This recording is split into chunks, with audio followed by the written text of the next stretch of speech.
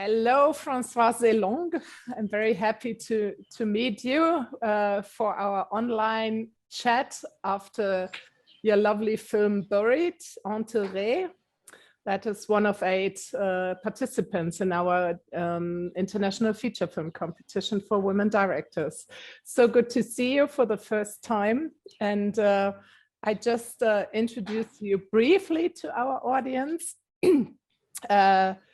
Françoise, you're a screenwriter and a film director of Benin and Cameroon, and you're born in Douala, but you moved to France as a teenager, and that's when I understand it right. And you studied communication and filmmaking in Paris and London. And your very well acclaimed debut feature, Waka, which stands for A Woman Acts for Her Kid Adam, was made in 2014. So to start with our talk, maybe you can tell us a bit about your professional journey since Waka, what happened since then, and what led you to the production of the film we've seen today, Enterrés. Hello, Stephanie. I'm so happy being talking to you today after all these emails. So yes, it's good to see you. Thank you so much. I'm so excited by the fest because for me, it's like so valuable for us as women. And, you know, that's really, really excited. So I wanted to start like that.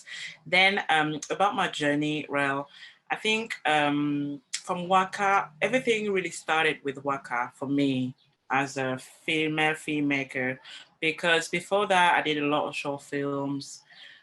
Most of them I directed them in France, in England, and then when I had the opportunity to make a first feature, I just say to myself, I want something special, I want something different, I want to be going back to my roots. And that's how it came out that I will be shooting that movie in Cameroon. And I knew nothing about making films in Cameroon because I was coming just for holidays. And I was like, okay, making film is different. That's not really the same thing. So it was really like an adventure because I didn't know anyone in the crew. I was like, okay, I didn't know the actors. I just came with very few people from France because I didn't want to come with the entire team from France and then working with Cameroonian just like assistants. I really wanted them to trust me as a director. I wanted to trust them as a crew, and it really worked. It really worked, and it trusted me really quickly. And then we made that great film, Penniless, but we made it, and we were so motivated. And from Waka, I was kind of young. I was 24 years old, and they were used to see, you know, older filmmakers, even female filmmakers, and then they are with a young baby making films, you know. And yes, from Waka, when we showed it for the first time, it was at Econwa Film Festival, which is the biggest one in Central Africa. And everyone, when they saw the summary of the film, they imagined me being 50 years old and, you know, and then they discover a young lady. And then they discover all the young team we were, and everything started like this. Everything started like this. The people get passionate about me being young, making that kind of films, engaged films. And yes, that was really great. And then from that, I think people just started trusting me about being able to make a good film and being able to have a reflection about something you don't really wait from a 24 years old girl. Well, and from that trust and from that confidence and that success of Waka, how did the way led to Enterrés? Was it easier or much more challenging? Yeah, it was really challenging. It was really challenging because, well, after Waka, so I had the opportunity to make that other film. And that film, I didn't manage to do it because I had the idea. I was coming from a festival in Morocco where I just won a great prize, and it was in Kuriga, Morocco. So I was excited, and then that opportunity came to make another film. And so I started gathering all the people around that movie, and I had to find a producer because I already have someone interested in being a co-producer. So I just needed to find a producer for that. And then I met someone like a few months later in France, and I just trusted him in saying, okay, you're coming from documentaries, but it's okay, we're making fiction. And I think you have everything needed to make that film. And then everything went completely wrong. It started really nicely, and then it went completely wrong. We couldn't manage to make the film. And that was a traumatized experience for me because, on Waka, I didn't have any money to make the film. And now I had money because some big channels just trusted me and decided to invest on me, on my talent. And then that producer run everything. And then everything just crashed, and I couldn't understand why that happened to me, because you always think it could have happened to other people, but then it happened to you and you say, okay, wow. And it was so traumatizing, and I had to stand up again. I had to stand up because it was just like everything I just built was crashing, and then it took me a lot of time to be able to stand up, and I had some great people around me, like Bruno Henri, which is an actor, which is it's like a big brother for me now. And I had that editor, is a friend, Verena Dumbe.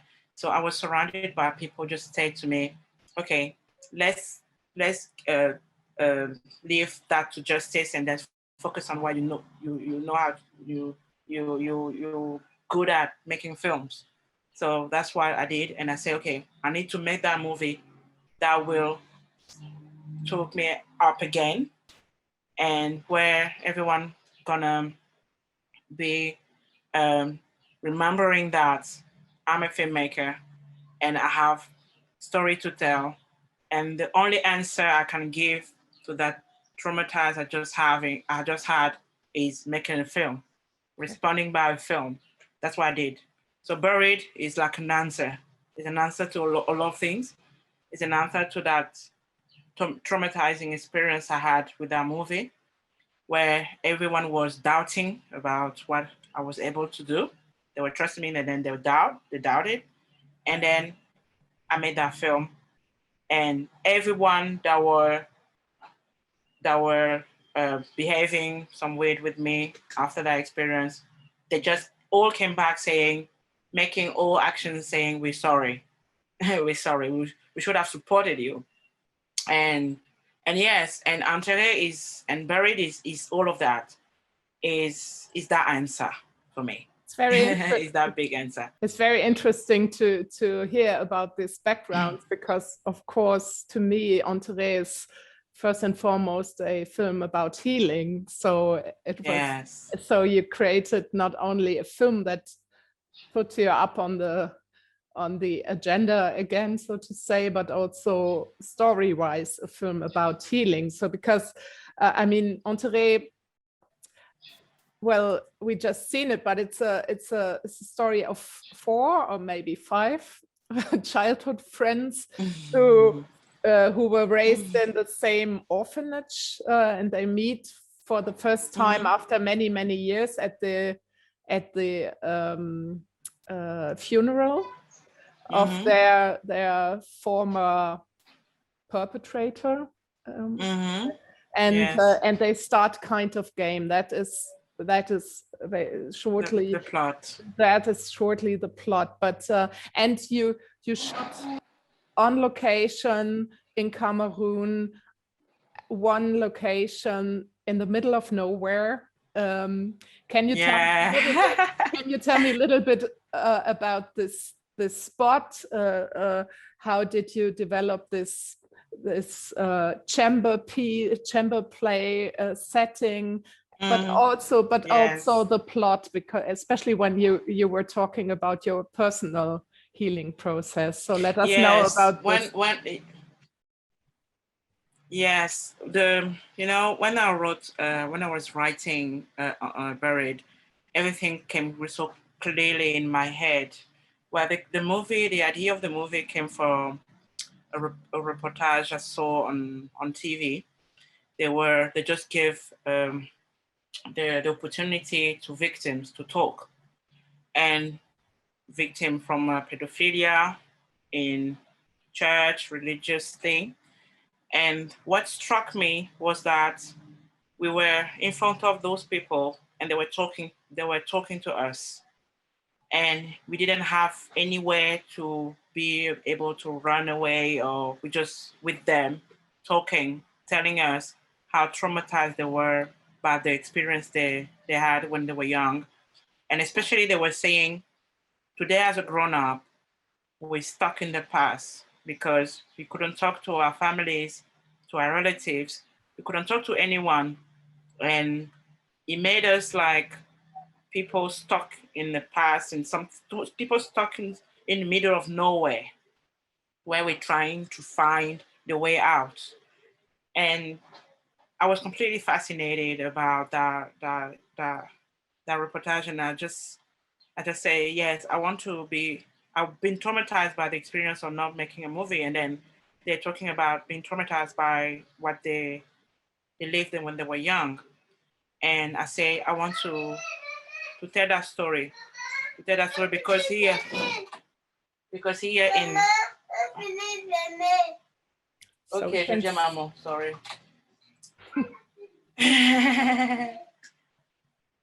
Sorry.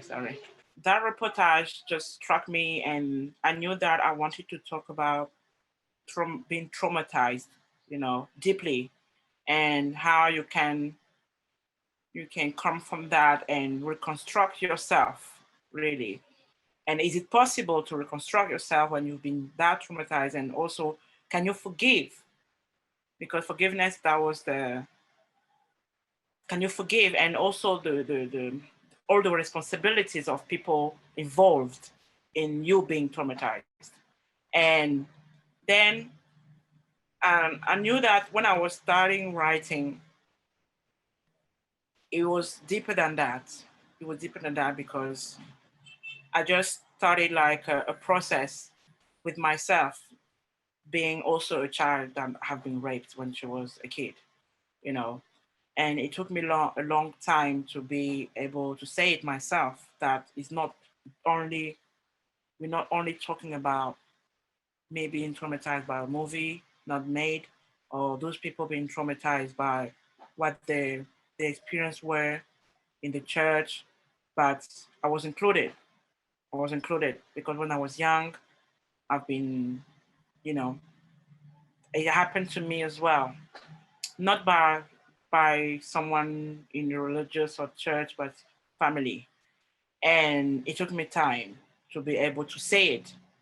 One of my actors, during a press conference, he just tell us it happened to him by an auntie. And watching the film, hearing him talking, and I said, okay, that's my turn. I need to tell it. I need to tell it. I need people to know it. I need to be able myself to be able to say it. So we're not, in the movie, we're not burying, really. We're taking everything out. The title is Bury, but we're not burying, really. Yeah. Because everything we have deep is coming out. Yeah, it has to come out before you can, it has to come out before you finally bury it. That's what you are telling with the story. Yes. And I now understand that you choose this very concentrated setting. We are at the same place for the whole time. This very almost stage. We completely lost. Yeah. We completely lost because everything, that set doesn't have any limits. Everything looks so far without any perspective. And this is how empty we feel when we have something deep inside. Everything look so, so huge and like universe, who can you tell what happened to you? Who can understand? Can you shout and people can hear you? What are you supposed to do? Then people can sit down and hear what happened to you and try to help you. And that's exactly what they feel. They feel that they're not in the environment where you can talk and people listen to you. When in Africa, or when I think everywhere, when if a woman says she has been raped, the first behavior people have is she telling the truth? That's the first question they're asking themselves. Maybe she's a liar. Maybe she's saying that to have attention, to grab attention, or they never listen you first, especially in our African families where being silent, because sometimes it's an uncle that gives money to the family, so you need to shut your mouth. You need to shut your mouth because you should talk, then you're going to stop giving money to the family, and then all the entire family will be in mess, blah, blah, blah. So no one cares about if what he did was awful and traumatizing for you as a kid. The other thing is, in the movie, they say that the priests were touching them, making weird behavior. They never talk about rape, because for me, it's already awful. We don't need to be going to the rape for it to be awful. For me, from the start, when it's starting having behavior that's abnormal for an adult to a child, it's already horrible. Yeah. Already. And so that's what I'm saying the movie too. Don't wait to it to be too far to be able to see to consider it like something wrong or awful. It's awful when you just had the idea to do it. Yeah. And you show us different experiences. We have two women, yes, two men, and they all have their different experience yes, of abuse, of shame, of feeling guilty, of feeling responsible themselves. They are responsible for. I mean, they are victims, but they are becoming kind of perpetrators themselves, some of them, and you show us a wide spectrum of this kind of experiences, and you also believe, obviously, in the possibility of healing through talking, through bringing things up, to talking, yes, which is very empowering, to use this fancy term. It's a very empowering film. After Vaka, which is about a woman who prostitutes herself to provide a living for herself and her son, which again, I mean, now your religion is at stake in your new film, so you're not afraid of the big topics, which I think to deal with religion, or let's say institutionalized religion, church in your society, might be a very tricky thing. I don't know how you were able to create the story.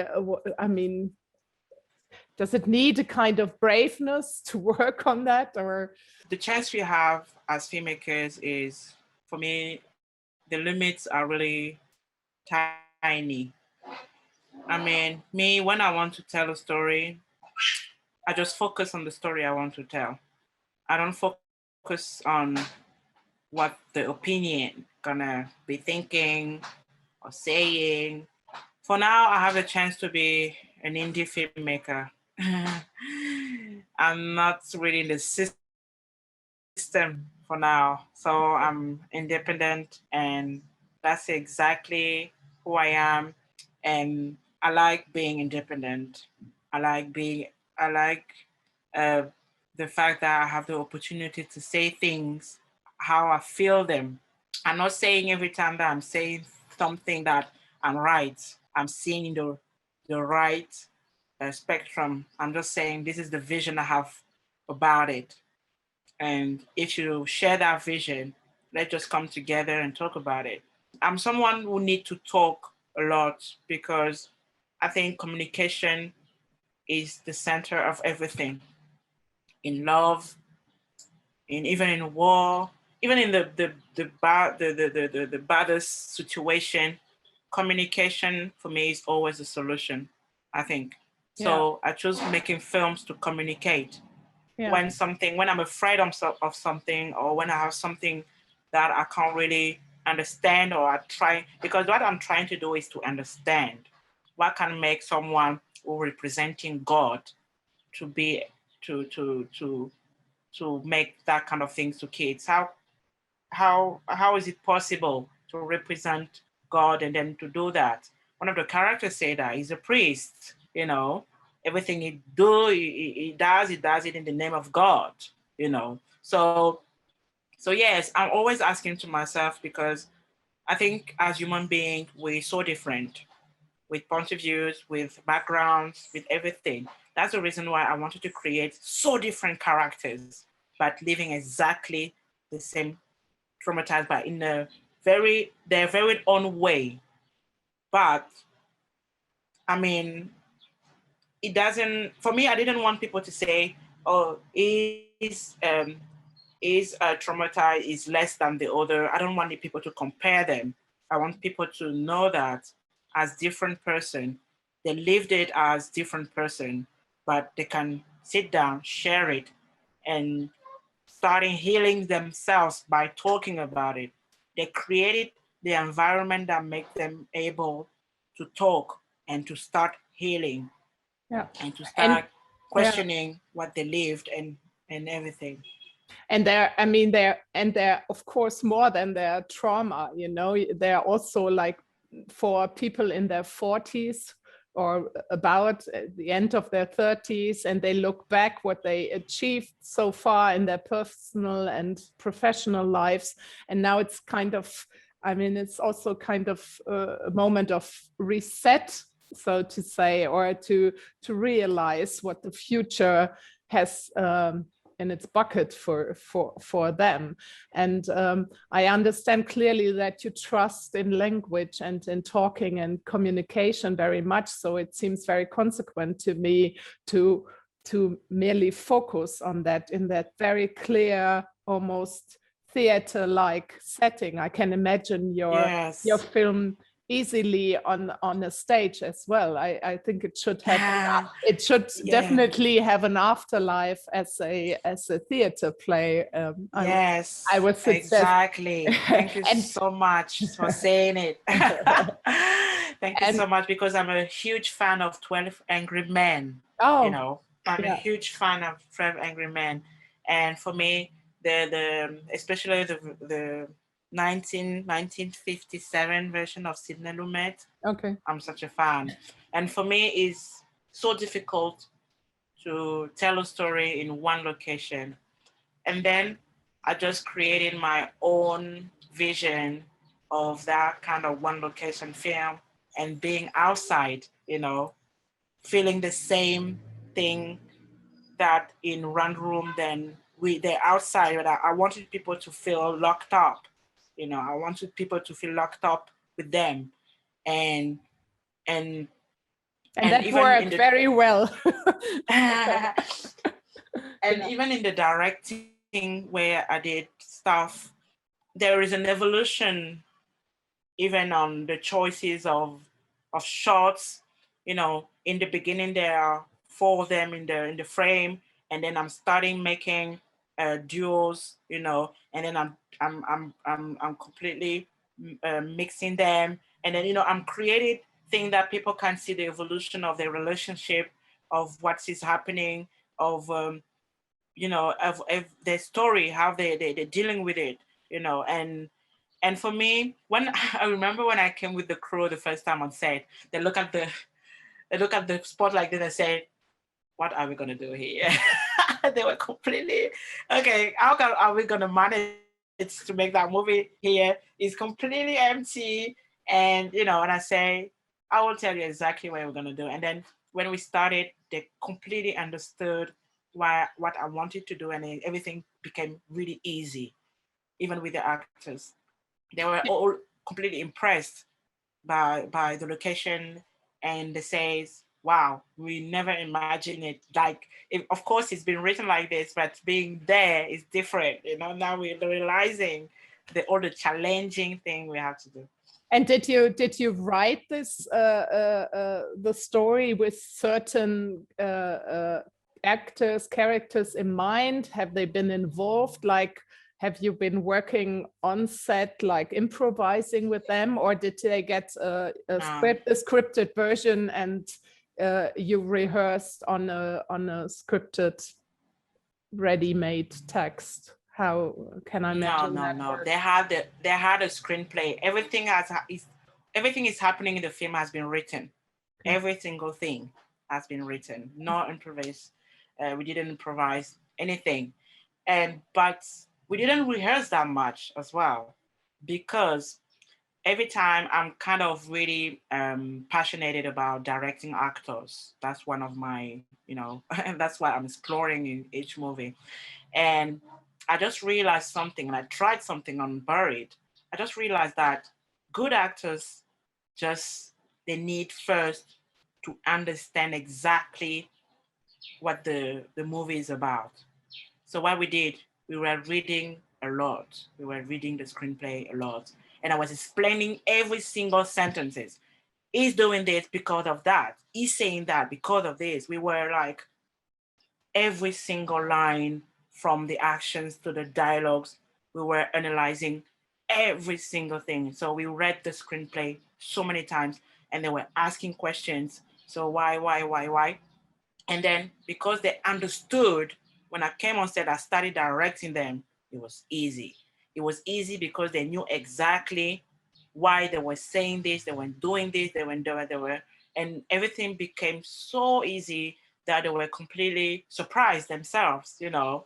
So we didn't rehearse that much, because I needed all the energy they can give me at once, because I didn't want them to be rehearsing, giving me too much things, and then I don't manage to have it again when I say action.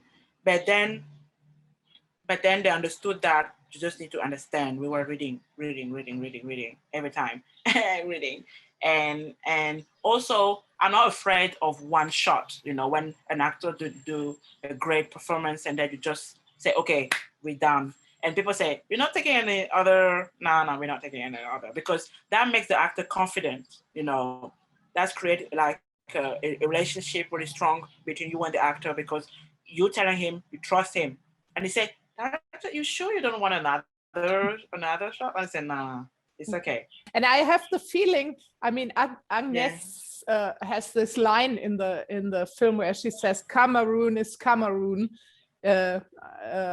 She certainly says it in French, but I can't. And I had the feeling that Cameroon is like another protagonist in your film. You mentioned it in the beginning that exactly. You're very, very keen of Cameroon film. You're like kind of activist for Cameroonian filmmaking. And so it's also a film about Cameroon. Can you explain that a little bit, if that resonates? Yes, for you? Yes, I'm happy you say it, because when people see one location in empty space, they say, okay, what can we see from the country? You know, I'm telling you everything about the country, you know, when I'm on that location, and people don't realize it at once. You know, I'm passionate about Cameroon. I'm passionate about filmmaking in Cameroon, and that red sound, you know, the floor is completely reddish, and that's so particular to some of our villages, you know, and And I says, they were saying, okay, but if you here, the continuity will be really hard. We are in the red space, and how are we going to manage? And I says, we need to be shooting here because visually, Cameroonian going to be connected to that space. We don't need to go on in the town with buildings and being in a house with the furnitures and that people can relate to Cameroon. It's all about Cameroon in this movie, you know. It's all about the environment we have, the environment in which we are, where we can be so many people, but feel sometimes the country feel really empty, that you don't know to whom you can talk when you have an issue, or you can talk to so many people that everyone says, okay, I have my own problem. When you're talking Yes. about your passion for Cameroon and Cameroon cinema, how can we imagine the distribution of your film? How can people watch your film? How does it work? Is a kind of distribution already? I mean, it's pretty new, but yeah, will people see it in your country? Well, the opportunity I had to distribute it is we have that theaters that just opened for some years now, maybe I think 3-4 years, I can't remember. It's Canal Olympia. So Canal Olympia get passionate about the film, and they say it's so different, but we love it.